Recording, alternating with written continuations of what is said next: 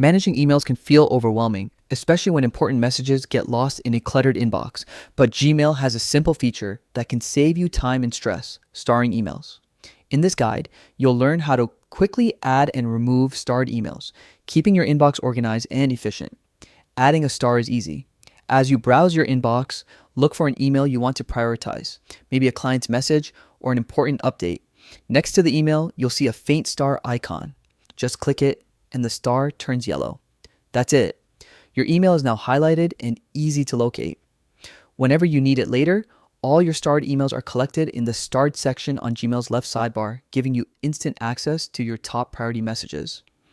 Removing a star is just as simple. Once an email is no longer urgent or relevant, navigate to the starred folder or find it in your inbox. Click the yellow star again and it disappears. This keeps your starred list clean and focused only on the emails that matter most. For even more control, Gmail allows you to customize your stars.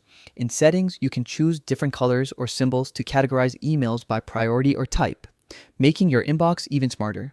By mastering this small trick, you'll make sure your most important emails are always easy to find, saving time and reducing stress. With a little organization, Gmail can work for you, not against you.